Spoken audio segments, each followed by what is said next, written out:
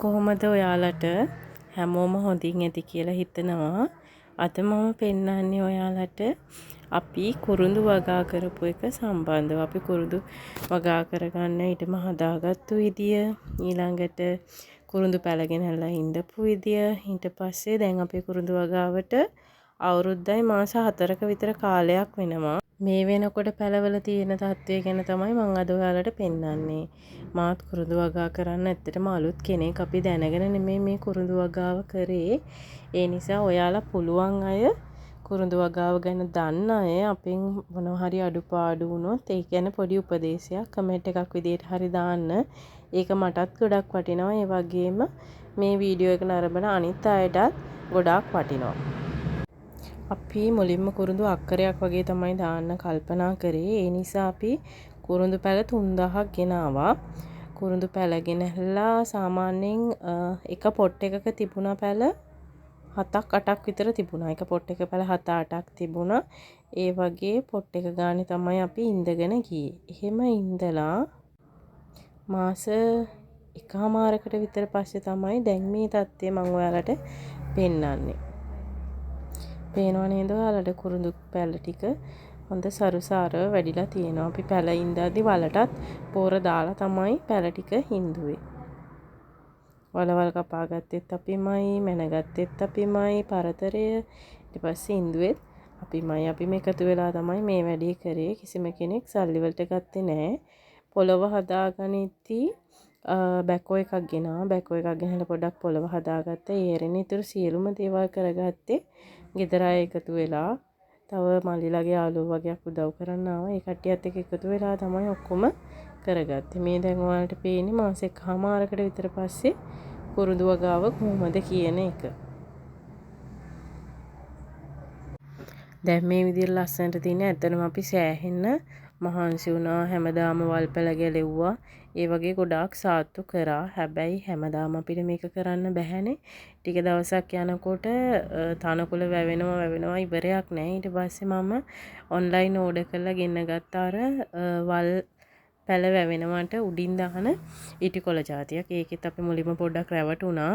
ඊට පස්සේ ආයෙ ඒක රිටර්න් කරලා සල්ලි ඉල්ල ගත්තා. ඊට පස්සේ කඩේකින් තමයි අපි මේ ඉටිකොළ ගත්තේ. ඉටිකොළ වලටත් ඉටිකොළ රෝල් දෙකක් ගෙනාවා අපි. අපේ 40000ක් විතර ගියා මට මතක විදියට. ඒ ඉටිකොළ රෝල් දෙකෙන් ඇත්තටම ඊටාම කුඩා ප්‍රමාණයක් තමයි කවර් කරගන්න පුළුවන් වුණේ.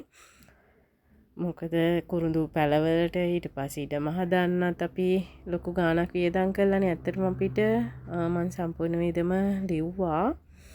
ලක්ෂ 4කට වගේ ආසන්න මුදලක් ගියා. ලක්ෂ 4ට අඩු මිසක් වැඩි නෑ.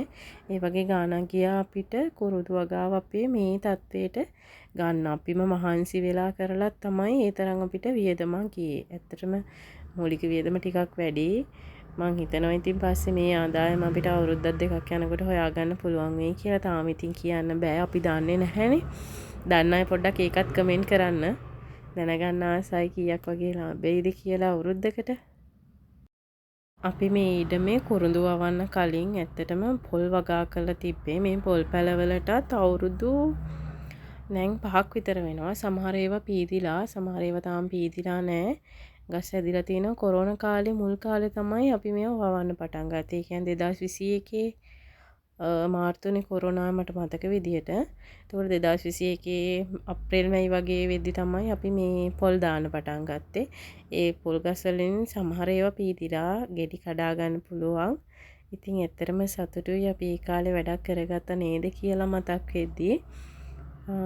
බලන්නකො මගේ කුරුඳු වගාව කොහොමද කියලා.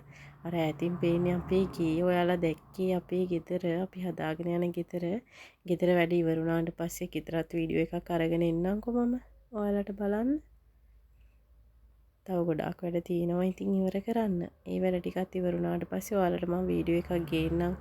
ගෙදරත් බලාගන්න. ඇත්තට මේ කුරුඳු වගාව අපි පටන් ගනිද්දි කුරුඳු පැල ඉඳන් ඕනි කියලා ඔළුවට ආපු දවසේ ඉඳන් හරි අමාරු වුණා මේ ගැන දන්න කෙනෙක් හොයාගන්න. ඒ කියන්නේ වලවල් කපන්න, මේ දේවල් කොහොමද කරන්න කියලා දැනගන්න අපිට කිසිම කෙනෙක් හිටියේ නෑ. ඔය YouTube එකෙන් එහෙම විස්තර හොයාගෙන තමයි අපි මේ වැඩේ පටන් ගත්තේ. දැනගන්නත් කිසිම කෙනෙක් හිටියේ නැහැ. ඊට පස්සේ ඒ ගත්තු ඒ දැනගත්තු දේවල් එක්ක තමයි අපි පටන් ගන්නවා කියලා හිතුවේ. හොය ඉඳියොත් අතේ තිබුණු සල්ලි ටිකත් ඉවර වෙනවා. ඒ නිසා තමයි අපි වැඩේ පටන් ගත්තේ. ඔය මාස 8ක් වගේ ගියාට පස්සේ පැලවල තත්ත්වය මට හරියට මතක නෑ කාලය කොච්චරයිද කියලා. පේනව නේද ලස්සනට හැදිලා තියෙනවා. හරි මාසයි දැක්කහම දැන් ආයි පොරවටයක් දාන්න ඕනි මං හිතන්නේ. එකක් පොඩ්ඩක් හොයලා බලලා දාන්න ඕනි. හේතුව තමයි දැන් අවුරුද්දකට වැඩිනේ. අවුරුද්දේ මාස 4ක් වෙනවා ඇත්තටම මේ දෙසැම්බර් වලට. අපි ගිය අවුරුද්දේ අගෝස්තු වල තමයි මේ කුරුඳු පැල මුලින්ම ඉන්දුවේ. දැන් මේ ඔයාලට පේන්නේ කුරුඳු පැලවල දැන් තත්ත්වය. කියන්නේ අදට ඒ කියන්නේ 2025 දෙසැම්බර් මාසයේ අන්තිම වගේ වෙනකොට කුරුඳු පැල මෙන්න මේ සයිස් එකට තමයි දැන් තියෙන්නේ. දැන් තමයි අපි පෝර දාන්න හිතාගෙන ඉන්නේ. පෝර දාන්න try කරනවා. පොඩ්ඩක් හරි වහිනකම් මේ බලාගෙන ඉන්නේ. වල් පැලක් සුද්ධ කරගෙන යනවා. ඒවත් ඔක්කොම මුදළු ගාලා අයින් කරලා දැන් බීම නම් තනකොළ මුකුත් නැහැ. ගොඩක් තැන්වල සමහර තැන්වල තියෙනවා. ඒ ටිකත් සුද්ධ කරන්න ඕනේ. ඔයාලට පේනවා ඇති ගස් ටික හොඳට තියෙනවා කියලා. මට තේරෙන විදිහට හොඳට තියෙනවා. දන්න අය කියන්නේ එකත්. දැන් මේවට පෝර දාන්න ඕනේ. පෝර දාන්න මේ වහිනකම් තමයි අපි බලාගෙන ඉන්නේ. පොඩි වැස්සක් දෙකක් වැස්ස ගමන් අනිවාර්යෙන් පෝර දාන්න ඕනේ. දැම්මේ නැති වුණොත් අපිට 2026 අගෝස්තු වෙද්දී කපා ගන්න බැරි වෙයි. ආයි මට තව පොඩි ප්‍රශ්නයක් තියෙනවා. සමහර ගස් උසයි අඩි 6ක් 7ක් උස ගසුත් තියෙනවා. හැබැයි සමහර ගස් තියෙනවා අඩි 4ක් 5ක් වගේ උස ගසුත් තියෙනවා. සමහර ගස් හොඳට උස වෙනත්, සමහර ගස් හොඳට හැදෙන, සමහර ගස් හැදෙන්නේ නැති වෙනත් හේතුව මොකද්ද දන්නේ නේද? දන්න අය කියන්න. ඒ කියන්නේ ඉඩමේ තනින් තැන තමයි ওই තත්ත්වය දකින්න පුළුවන්. බහුතරයක් ගස් හොඳට තියෙනවා. ඔයාලට පේනව නේද? බහුතරයක් හොඳට තියෙනවා. අපේ පොල් පැලත් ලොකු වෙලා තියෙනවා. ඔයාලට මුල් වීඩියෝ එකේ මුලත් එක්ක බලද්දි දැන් බලනකොට තේරෙනවනේ පොල් ගසුත් උස ගිහිල්ලා. හගාවත් හොඳට තියෙනවා කියලා පේනවා.